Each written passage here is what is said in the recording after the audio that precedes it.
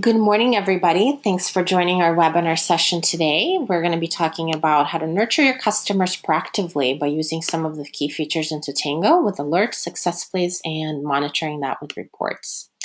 So I'm Cecilia Tevel. For those of you that don't know me, I've been with Tango for about 3.5 years. I run the customer success programs here and really enjoy working with all of you. So if you want to stay in touch or have any feedback or questions for me directly, please feel free to reach out. Just email me, cecilia@tango.com, and I'll be happy to stay in touch. So for today's agenda, we're going to be talking about defining what are the risks and opportunities for your business. We'll talk about setting up alerts for real-time notifications on risks and opportunities, creating consistent processes via SuccessPlays, and also starting to visualize data for tracking via the reporting capabilities into Tango.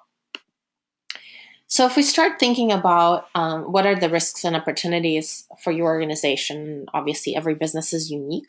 Some of these ideas are here for you to consider. One of the things are kind of easy, low-hanging fruit are over below license utilization. So if you have some sort of license utilization model that you're working with, you can also use the general Tango calculation for license utilization, basically taking the number of active users divided by the number of seats on contract.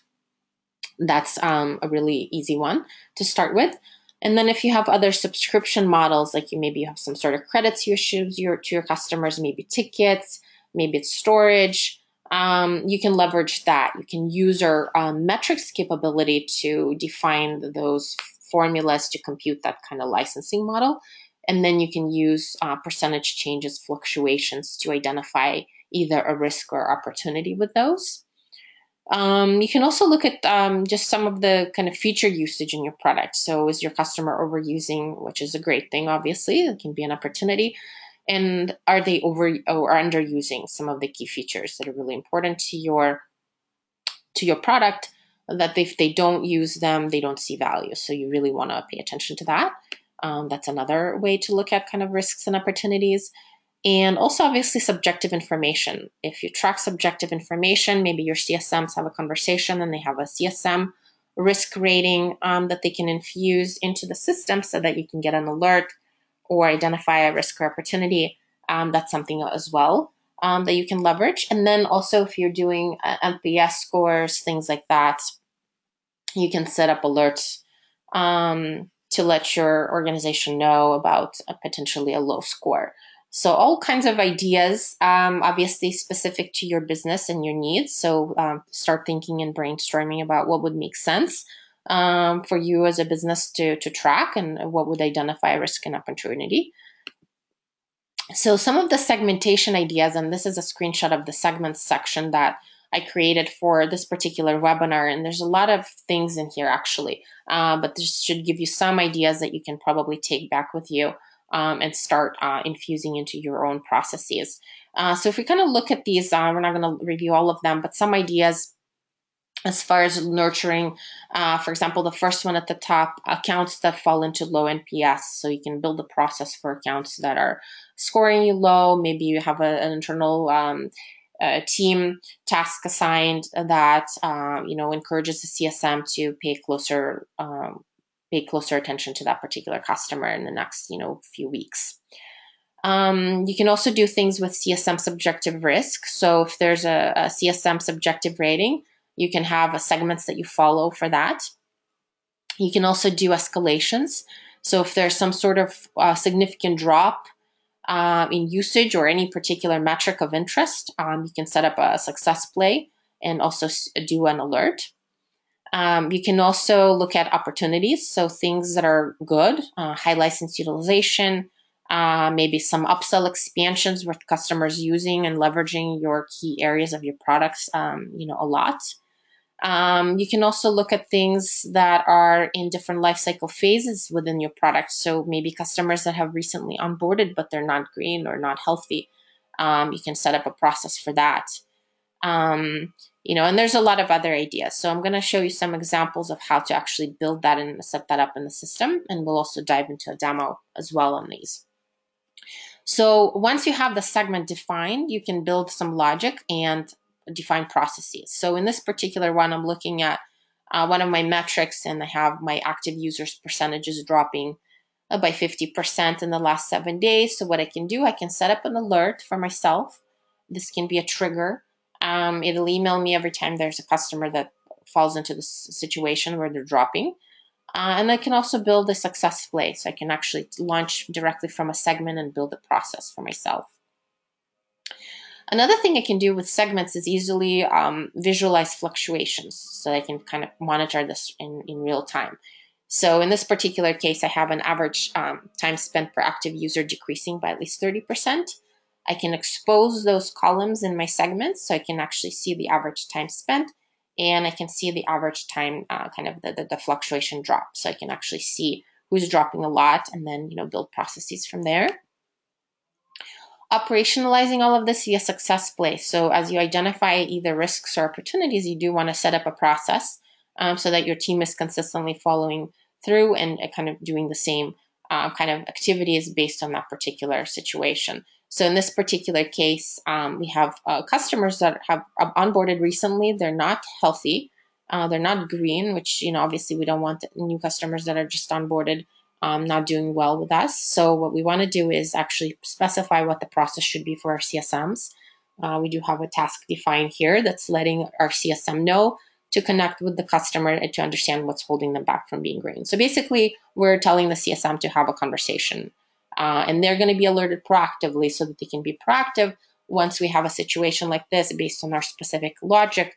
We're looking at the status change from onboarding to established, and their health rank is either average or poor, and we do want them to be green. So we can get this stuff operationalized. We can also do the same thing for any kind of significant fluctuations and things that are important to us, maybe key metrics. Same thing, we can execute a SuccessPlay based on that and make sure that the CSM reaches out to the customer and understands why there's just a significant drop in their particular metric. So same thing for opportunities. So if we have something that's good that's happening, in this particular case, we have a pretty good increase of something that we've defined via a metric. We can launch directly into a SuccessPlay as well and build out a process for CSMs to be alerted proactively when there's a good opportunity, something is increasing. We can see the percentages in this particular segment, by how much the increase was. We can launch into a SuccessPlay to get that automated. When we start thinking about visualizing the stuff, so in this particular case, I built a report that takes our segments. Again, remember the segments are building blocks for reports. So you can create some cool segments and then build reports from them. In this particular case, I'm looking at my segments that have escalations where I have more than one top priority ticket. I have my customers that have recently onboarded and not green. And I have my accounts that have low NPS. In this particular case, I don't have anyone in this time frame that had a low NPS.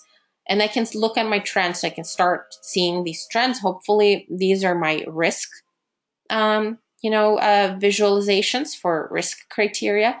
Hopefully, I'll start to minimize those and have a significant decline. As soon as I kind of build out processes and get things corrected. Within each report, you can actually break it down by different components that are tracked into Tango. So things that you're sending to us, like contract values. We can break it down by customer success manager, and we can also look at specific breakdowns by specific customer success manager to see how many customers they have in each particular situation. So in this case, we have Ron. He has 1 or 3 customers that have more than one top priority ticket, and he has 2 customers that have recently onboarded and not green. So we can hover over and see that for specific data. We can also segment this by account type. So in this particular case, we have key accounts versus commercial.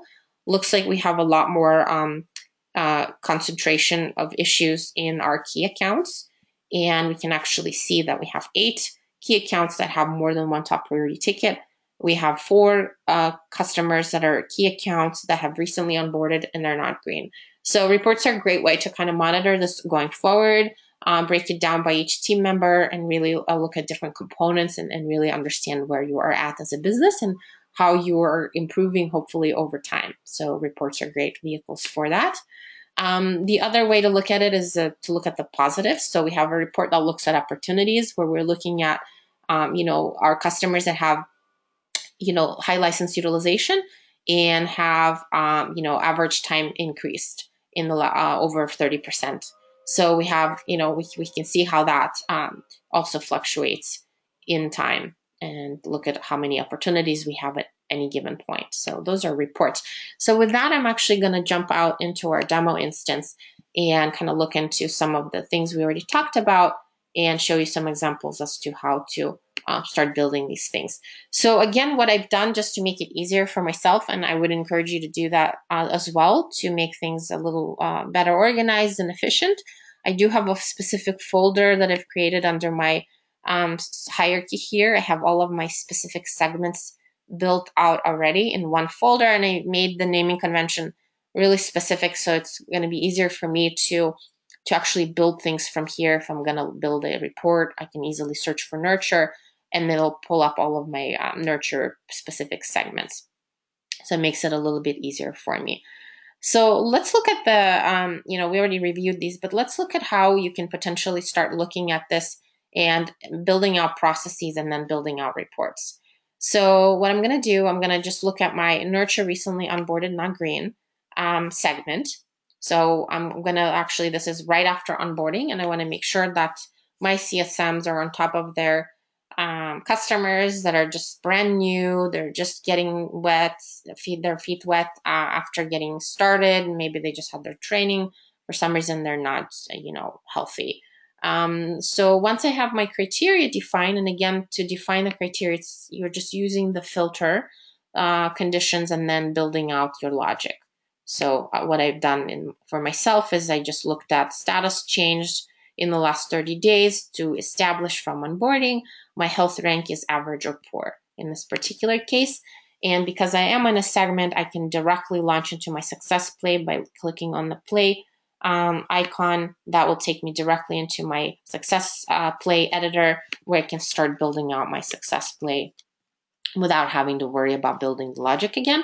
Again, you can add more to this logic if you need to, based on the initial segments configuration. I can also specify what type of engagement this will be. As you know, we have recently enhanced this and added success flows, which allow you to categorize your engagements with your customer. In this particular case, it will be a nurturing engagement for me. So it's consistent with what I'm doing on the nurturing front. I can review my segment to see which accounts fall in, what is the preview of that, and then I can continue and give my team the specific instructions.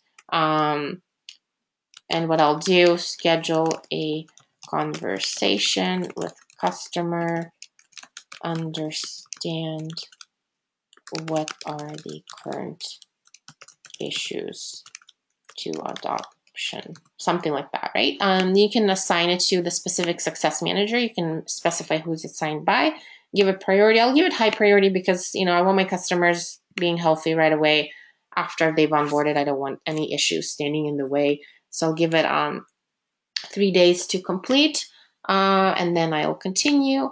And now that my task is ready, defined, I can just activate it. Once I activate, what will happen? The email will go out to the CSMs, and they'll also get their tasks assigned in their My Portfolio, and they can start working on their particular accounts. So when I click on activate, it'll actually tell me how many accounts will be affected, how many tasks will be created, and there we go. Once it's launched, it's going to be there. And then now I have my SuccessPlay available to me in my SuccessPlays area.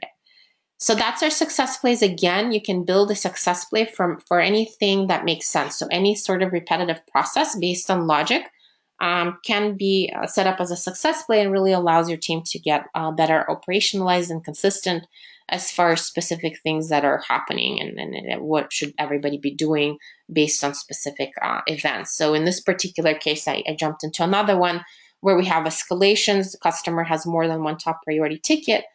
We have 8 customers like that. We also see how many top priority unsolved tickets and how many total priority tickets as far as the volume.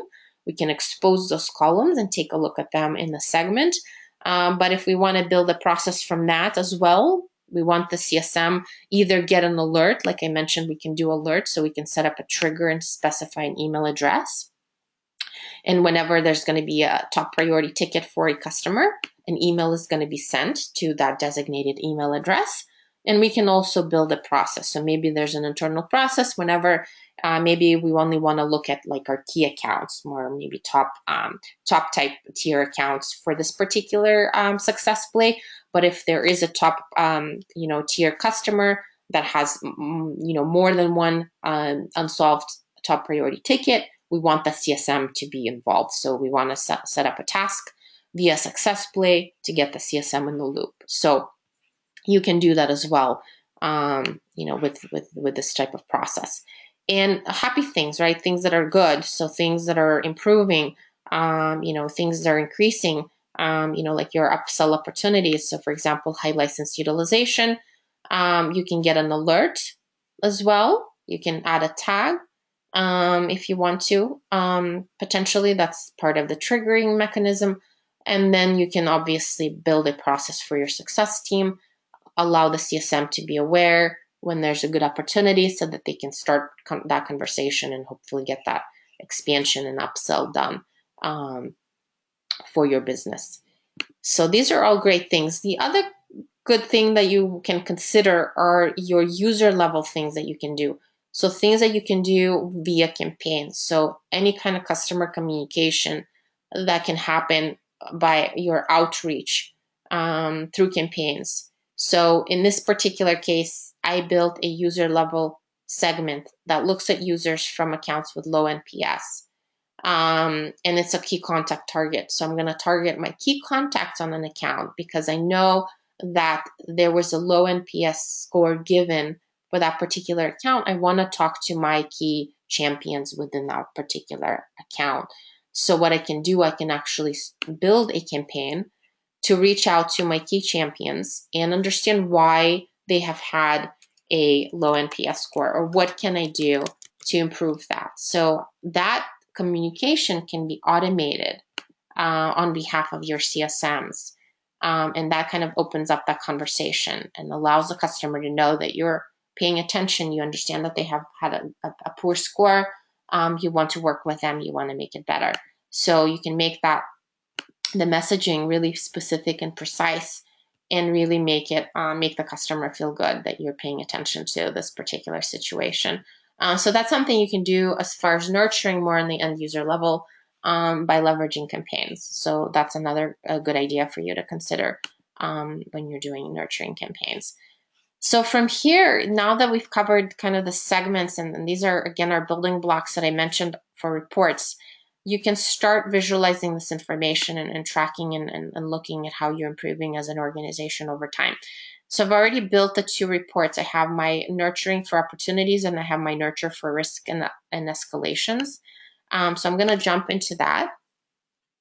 And it's really easy to build reports. If you are not familiar with how to build reports, we have some hot tips on our training site that you can just focus on reports alone and just get some ideas on how to build them. But you do need to build the segments first. So all your logic has to live in the segments first, and then you can build your reports. So here's my report that I've built. Again, I showed you that there's the components that you can break it down by. If you need to edit or change anything, and I'll just go into the editor mode, basically when you just start your process, you are just adding segments. So if you have some naming convention that is easy to remember, like I have my nurture ones, they will just pop up. So as soon as I start typing in the name of one of the keywords, my segments will pop up for me. So it makes it really easy to add new ones, or change my report if needed. So for example, assuming these are the right segments, I'll click on OK. They show up for me, and then I can break it down by different components. So, and components are any numeric or any attribute that is sent to us from either your CRM system, or maybe it's coming from your application directly. These are our components. The components can also be custom metrics. So if you have defined any metric onto Tango, those can also be your components. So consider that as well. So I already have all my components defined. So I have my contract value, success manager, and account type. And when I scroll down, I see them here. I can hover over each CSM. I can click and see who the accounts are if I need to. And then I can look at contract value. I can see what is kind of the heavier concentration of things that are happening, based on specific contract value. And I can also break it down by, I can change how I'm looking at this. So I can edit the breakdown in my report and change it to look at it in a table view, for example. And when I click on OK, instead of seeing it the way we saw before, now I see it in a table like this. I can see all my 3 buckets of segments. I can see how many customers are within each, and also by CSM. When I hover over, I see a percentage, and I can also click on any of these and see the specific accounts. So reports are really a great way to kind of start tracking yourselves and seeing how things are doing over time. So now I've looked at my risks, and I can also look at my opportunities as well. So if I'm looking at tracking kind of my happy things are good in the business, growth, expansion, things like that, I can leverage my segments that are defining the logic for it. And I can see my trends over time. I can see on any given date how many customers fell into each bucket. So on Wednesday, October 26th, I had 72 customers that were, at high license utilization, and 40 where they had a significant increase by over 30% in their average time spent in the system, broken down by my account types, contract value, and success manager.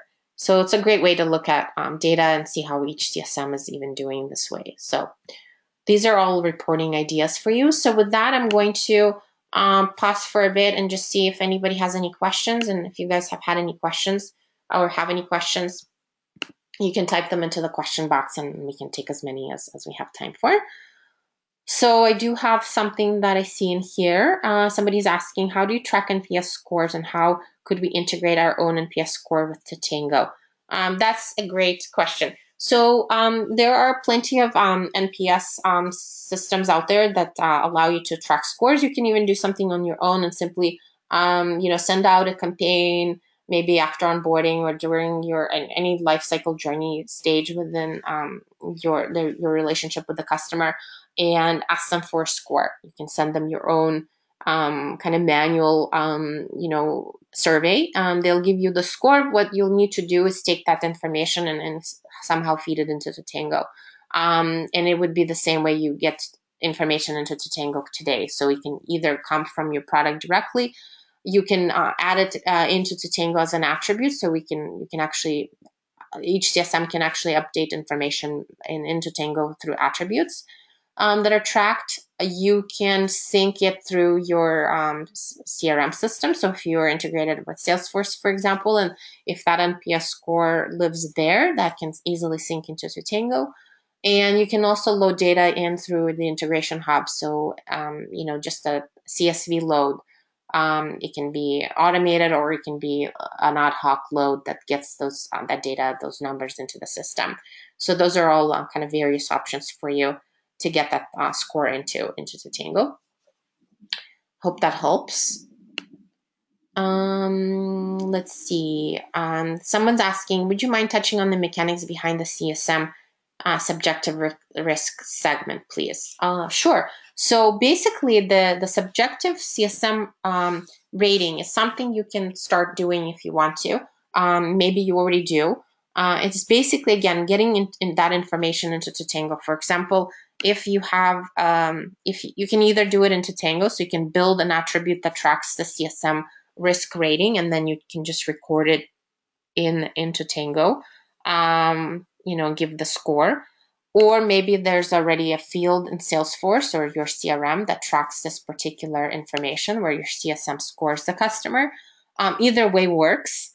You just need to figure out what is the naming convention. So for example, it can be a score from 1 to 5 or 1 to 4, with 1 being low risk, maybe 4 being high risk or something if the scale is 1 to 4.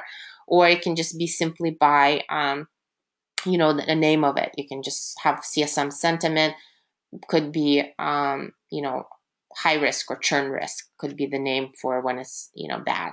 And you don't need to do anything unless it's just, a churn risk situation. You don't need to add kind of, when it's good, it's okay. You don't need to add a score to it. And then simply manage it into Tango. So once you have that information feeding into it, you can set up a SuccessPlay. You can set up an alert to go to the team if the CSM rates the customer maybe not in a good way. Another thing that can be done with the CSM sentiment is also infusing that into your health configuration. Again, health is configured centrally, so it would have to be an organizational decision. But if there's a CSM, rating of kind of churn, that can actually impact health if you wanted to, and put the customer from, let's say, maybe they were green in the system, but that subjectively you have had conversations and really they're not green, they're red. You can actually affect the health of that particular customer by adding the CSM sentiment or risk criteria into your definition for health. Let me know if there's any other questions or if you need assistance further than that. We can take it offline and help you get that in. But really, you have a lot of different options as to how to manage it, either manually into Tango, CSM updates it, you have a field potentially in Salesforce that tracks that data and feeds it into Tango, and from there you can build processes by leveraging that information. I hope that helped answer your question. So with that, it doesn't look like, or if we have any more questions, please type them in. We have about a minute to go. Otherwise, I do want to thank everyone for your attendance, and I look forward to seeing everyone again at our next webinar. And have a great rest of your morning or great afternoon, and we'll see you again soon. Thank you very much, and have a great day.